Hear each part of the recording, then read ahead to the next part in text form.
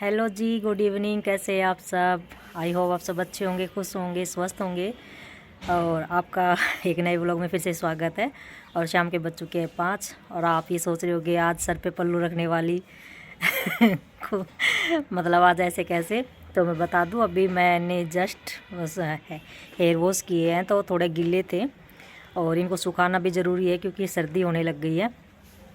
तो इसीलिए मैंने थोड़े से इनको ड्राई में करती नहीं हूँ, थोड़ा सूख जाएंगे। तो मैंने सोचा चलो ये सूखते हैं, तब तक आप लोगों से कुछ बातें कर लेते हैं। और अगर अभी आप मेरे चैनल पे आए हो नए तो प्लीज़ रिक्वेस्ट है आपसे, चैनल को सब्सक्राइब कीजिए एंड वीडियो को लाइक कर दीजिए एंड सपोर्ट कर दीजिए क्योंकि आपकी सपोर्ट की मुझे बहुत ज़्यादा ज़रूरत है। और देखते ही देखते मेरी शादी के 2 साल बीत गए और इतनी जल्दी बीते पता ही नहीं लगा घर गृहस्थी में। और एक बच्चा भी हो गया और मैं मम्मी भी बन चुकी थी 2 साल में। ससुराल में खूब अच्छे से ज़िंदगी कट रही थी, लेकिन मायके के हाल चाल बहुत कम लिए जा रहे थे उस टाइम, क्योंकि उस टाइम फ़ोन वगैरह कुछ थे नहीं और मायके में क्या हो रहा था इसका भी कोई ज्ञान नहीं था, कुछ नहीं पता था क्या क्या हो रहा है क्या नहीं हो रहा है। और जब कुआं पूजन के बाद मैं गई मायके, तो मैं कम से कम 5 महीने बाद मायके गई थी, वो भी लोकल में, क्योंकि बोलते हैं ना प्रेगनेंसी में ज़्यादा बाहर जाने नहीं देते। तो मैं गई घर तो मेरे को वहाँ के हालात का पता लगा।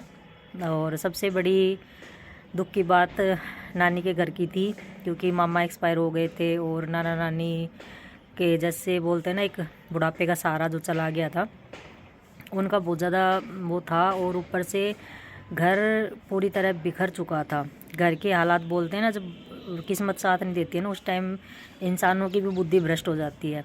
उस टाइम मेरी मामी और उनके बच्चों के साथ कुछ ऐसे ही हालात पैदा हुए घर में कि कुछ ऐसी परिस्थिति हो गई घर की उस टाइम कि मैं आपको बता नहीं सकती कि इतने ज़्यादा रिश्ते टूट चुके थे, ख़त्म हो चुके थे सब। ये एक तरह से आप ये मानिए कि किसी की इतनी बुरी नज़र लगी थी मेरे घर को कि ना चाहते हुए भी ये सब भुगत रहे थे, मतलब फैमिली वाले। और सबसे ज़्यादा कौन भुगत रहे थे? मेरी मामी और उसके बच्चे। और मेरे नाना नानी इस उम्मीद में थे कि चलो बेटा गया, लेकिन 2 पोते हैं 2 पोतियां हैं तो उनकी सारी ज़िंदगी कट जाएगी। लेकिन जब उल्टे दिन लगते हैं ना, तो जो सोचते हैं वो कभी भी पूरा नहीं होता है, बिल्कुल भी नहीं हो पाता है। और उस टाइम ऐसे ऐसे बुरे दिन लगे मामा के एक्सपायर होने के बाद, ऐसे बुरे दिन लगे कि आप ये समझ लीजिए कोई चारा ही नहीं बचा था, सब तहस नहस हो चुका था। मामी अपने 4 बच्चों को लेके अपने मायके चली गई थी, नाना नानी अकेले गांव में, और किसके सारे जिए। बेटियां सब अपने घर की पराई थी। लेकिन ऐसी मुसीबत आन पड़ी कि जब मेरी मामी और मामी के बच्चे जब चले गए तो उनके बाद उन्होंने कभी लौट के नहीं देखा, कभी नहीं आए। लेकिन नाना नानी नाना नानी के ऊपर जैसे ना एक मानो बिजली गिर गई थी उस टाइम, कि बेटा भी चला गया और पोते पोती भी चले गए और बहू भी छोड़ के चली गई। जिए तो किसके सारे जिए, कैसे जिएंगे, कैसे ज़िंदगी काटेंगे। एक बोलते हैं कि बेटा जाने के बाद एक उम्मीद होती है, जो बच्चे होते हैं बेटों के, वो बेटों के बच्चे बहुत बड़ा सहारा होते हैं। लेकिन हमारे घर की परिस्थिति ऐसी हो गई थी कि कोई किसी को समझने को तैयार नहीं था। रिश्ते नाते ऐसे तोड़ने लग गए थे सब एक दूसरे से कि जैसे कि पता नहीं क्या हो गया। इतने सालों के रिश्ते एक पल में टूटने लग गए, सब इधर से उधर, इधर के उधर। बहन भाई तो चला ही गया था, भाभी नंद का रिश्ता, बच्चों का आपस में रिश्ता। और मुझे तो याद तक भी नहीं शकल कि कैसे थे कैसे नहीं थे भाई। 2 बच्चों का तो और 2 तो बिल्कुल ही छोटे थे, बिल्कुल छोटे थे। जो 2 बच्चे थे ना बहुत छोटे थे। तो इस गांव में से निकल के वो अपने नाना नानी के घर, अब आप मानो 4 बच्चों का पेट और एक मेरी मामी, 5 बच्चे। और उनके खुद की फैमिली है, मामी की जो मायके में उनकी खुद की फैमिली है।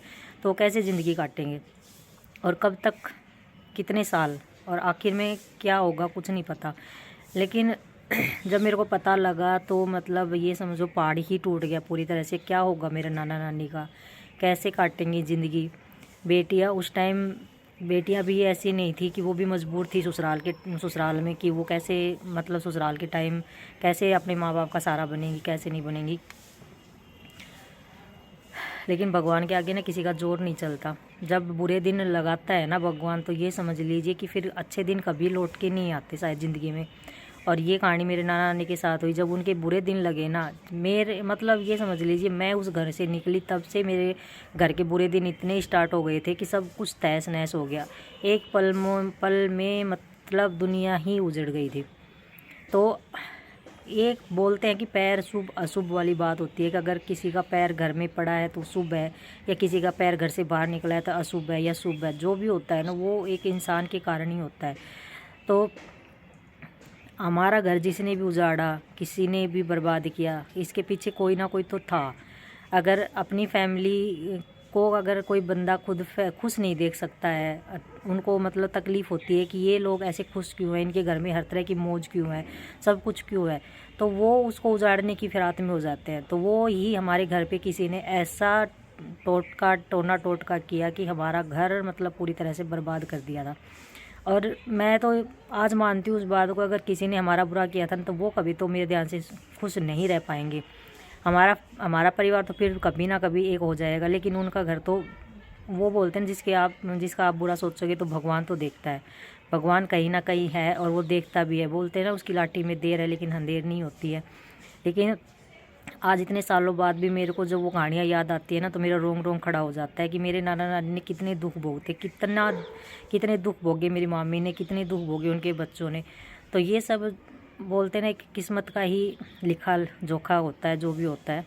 तो मेरे को आके मायके में आई तो मेरे को ये सब हालात जब पता लगे ना तो मतलब मैं तो वहीं की वहीं टूट के बिखर गई थी पूरी तरह से। क्या कर सकते हैं, किस्मत।